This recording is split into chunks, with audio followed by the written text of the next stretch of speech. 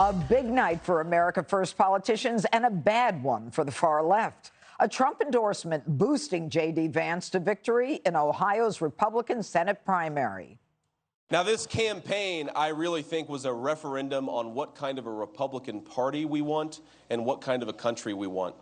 We went to battle. Do we want a Republican Party that stands for the donors who write checks to the Club for Growth, or do we want a Republican Party for the people right here in Ohio? Ladies and gentlemen, we just answered the question. The far left having no such luck as AOC-backed Nina Turner lost her House primary challenge, and Tim Ryan, the Dem who is set to face off with JD Vance in November, doesn't want anything to do with Joe Biden. President Biden, will you invite President Biden to come campaign for you? Look, we welcome everybody's support, but I will be the face of this campaign. I don't think, surrogates are going to play a huge role here. I want people to get to know me. I want to control my message. I want it to be my face and my background, my record.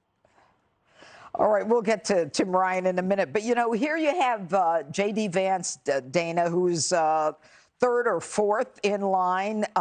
Trump then lays his hand on his shoulder, and you take someone from third or fourth, and he wins the primary. It changes trajectory, everything. Yeah, you can see, in fact, if you look at the others that were running, how they lost and he gained their voters. So it mattered.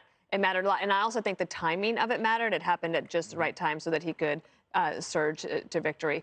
I think one of the things, when he was talking there about what kind of Republican Party are we going to have, and we don't want these people, I mean, you're going to need all the Republican votes because this is going to be one of the biggest races. Now, Trump won the state by 8 points. I think it definitely stays Republican. But Tim Ryan is somebody who is getting a lot of grassroots support. Now, the left will try to say that he's very moderate. Check his voting record. It's 100% with the Democrats. And then yesterday he said he wanted to codify Roe v. Wade. So that will be an issue that he has to deal with. I'm also very interested in the fact that AOC thinks she's going to have all these additional squad members that join her after the midterms. And so far, that is not turning out to be the case. Well, it's interesting that apparently, Greg, the fake news, according to JD Vance, wanted to write about the death of Donald Trump's agenda. Now, the left has been bringing up Trump. And now with this supposed decision, they're really bringing up MAGA. And now Trump is showing the power that he has. They need Donald Trump right now. They need somebody, they need a demon. And I think these outcomes are more related less to Trump than the Democrats' disastrous embrace of the hard left wokeism, right? It's creating, and you can see it, a pendulum swing. And that's why you're getting a lot of young candidates. Sometimes they'll be a little bit colorful, but you see a lot of change going on. But there's one variable in these elections that it also explained the Supreme Court leak and why it was necessary. Over 230,000 more Republicans turned out in Ohio than they did in 2018. It's the highest turnout ever.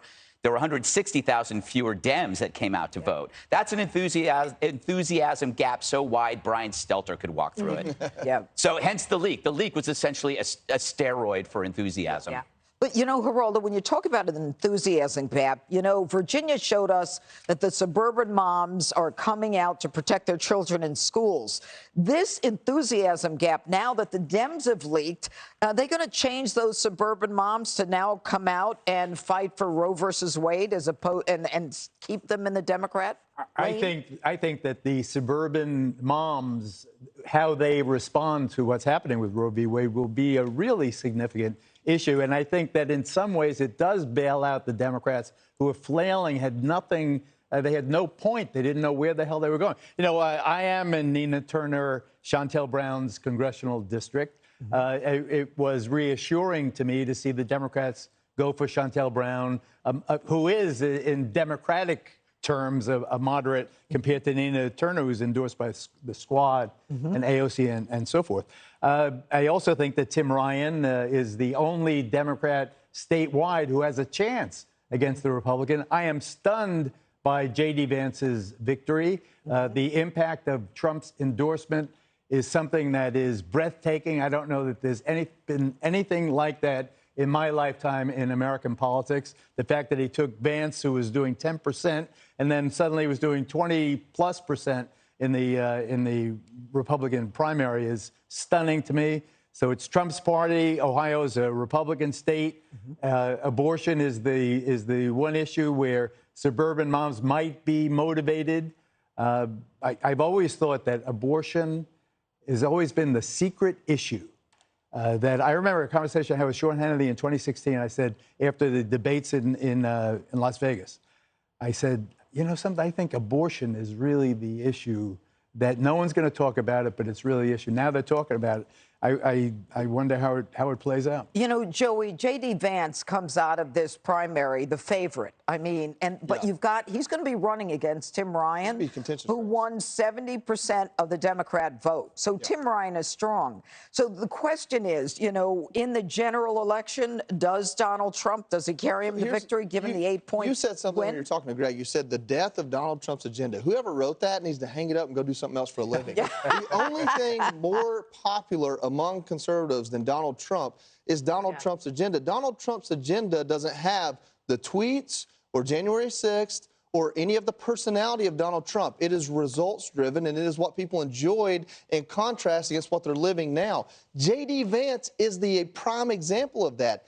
JD Vance is not Donald Trump, but he embraced Donald Trump's agenda. That's how he earned the endorsement, and that's why he's going to win. Another example is Brian Kemp. Brian Kemp is everything America first except for the favor of Donald Trump, and he's going to do well in Georgia. Donald Trump's agenda, with or without Donald Trump, is the winning ticket, and that's why I think a Ron DeSantis backed by Donald Trump would blow the doors off of it in 2024. All right.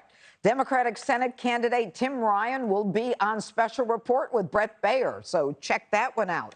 And up next, comedy chaos. An armed assailant attacks comedian Dave Chappelle. Hi, everyone. I'm Brian Kilmeade. I want you to do me a favor. I want you to click to subscribe to the Fox News YouTube page. This is the only way that I know for sure that you're not going to miss any great commentary, any great news bites, any great interviews coming your way on Fox. You can get it all here on YouTube. So subscribe right now.